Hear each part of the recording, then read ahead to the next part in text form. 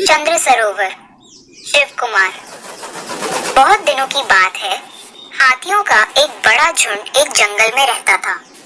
एक बड़े दांतों वाला विशालकाय हाथी उस दल का राजा था। यह गजराज अपने दल की देखभाल बड़े प्यार और ध्यान से करता था। एक बार वहां अकाल पड़ा। बरसों तक वर्षा न हुई तो सारी नदियां और तालाब सूख गए। पशु पक्षी प्यासे मरने लगे। बहुत सारे पानी की तलाश में दूसरी जगह चले गए। बिना पानी के हाथियों को भी बड़ा कष्ट उठाना पड़ रहा था। गजराज ने देखा कि यदि उन्हें जल्द ही पानी न मिला तो बहुत सारे हाथी प्यास के मारे मर जाएंगे। जैसे भी हो उसे जल्द ही पानी की खोज करनी होगी। उसने कुछ हाथियों को बुलाया और उन्हें अलग अलग दिशाओं में पानी की खोज में भेज दिया। कुछ समय बाद एक हाथी लौट आया।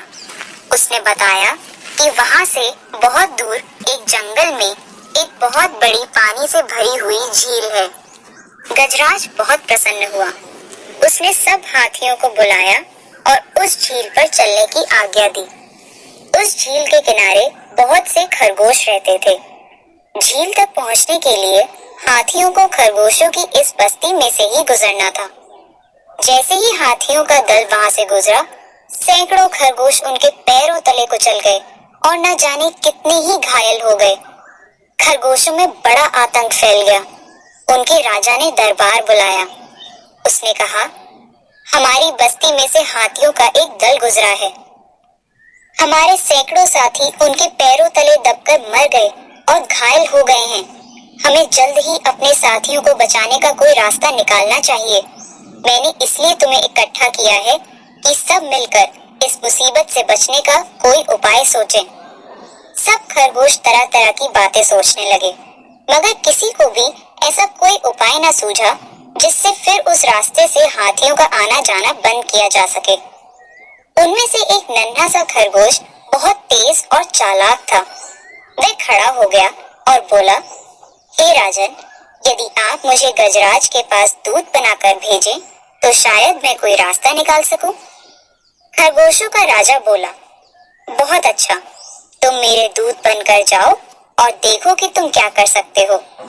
नन्हा खरगोश हाथियों के राजा से मिलने चल दिया। उसने देखा कि गजराज बड़े बड़े हाथियों से घिरा हुआ है। वे सब गर्व से बड़ी झील से वापस आ रहे हैं। वह डरा कि गजराज के पास पहुंचने से पहले ही कहीं वह दूसरे हाथियों के पैरों तले न दब जाए। लेकिन संदेश तो उसे पहुंचाना ही था। नन्हे खरगोश ने क्षण भर सोचा। फिर वह एक ऊंची चट्टान पर चढ़ गया और जोर से चिल्लाया, सुनिए गजराज, मेरी बात सुनिए। गजराज ने जब खरगोश को चिल्लाते सुना तो उसकी तरफ देखा। अच्छा महाशय, आप कौन हैं? उसने पूछा। मैं दूत हूँ, खरगोश ने उत्तर दिया। दूत? किसका? गजराज ने प्रश्न किया। खरगोश बोला, मैं महाबली चंद्रमा का दूत हूँ। गजराज बोला, बहुत ठीक, क्या चंद्रमा ने मेरे लिए कोई संदेश भेजा है? खरगोश बोला, जी हाँ राजन, कृपा कर याद रखिएगा कि दूत को संदेश सुनाने के लिए सजा नहीं दी जाती। वह तो केवल अपने कर्तव्य का पालन करता है। राजा ने कहा, बहुत ठीक, जो कुछ कहने के लिए तुम्हें भेजा गया है बेधड़क कहो। नन्हा खरगोश बोला, राजन, चंद्रमा ने ये संदेश भेजा है, ओ गजराज, तुमने अपने दल सहित यहाँ आकर मेरी झील का पवित्र पानी गंदा कर दिया है। तुमने झील पर जाते हुए हजारों खरगोशों को अपने पैरों तले रौंद डाला है।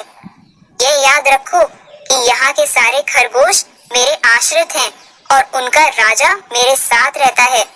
महाबली चंद्रमा ने कहलाया है कि अब आगे कोई भी खरगोश मारा ना जाए, अन्यथा तुम लोगों पर भयंकर विपत्ति आएगी। यह संदेश सुनकर गजराज घबरा गया। उसने नन्हे खरगोश की तरफ देखकर कहा, यह सच हो सकता है कि झील की ओर आते हुए हमने शायद बहुत से खरगोश मार दिए हों। मैं आगे से ध्यान रखूंगा कि फिर ऐसी घटना ना हो। मैं चंद्रमा से प्रार्थना करूंगा कि मेरे अपराधों को क्षमा कर दें। दया करके मुझे बताओ कि मैं अब क्या करूं। नन्हे खरगोश ने उत्तर दिया, मेरे साथ चलिए, लेकिन अकेले ही। आइए, मैं आपको चंद्रमा से मिलाने ले चलूं। नन्हा खरगोश भारी भरकम गजराज को झील के पास ले गया।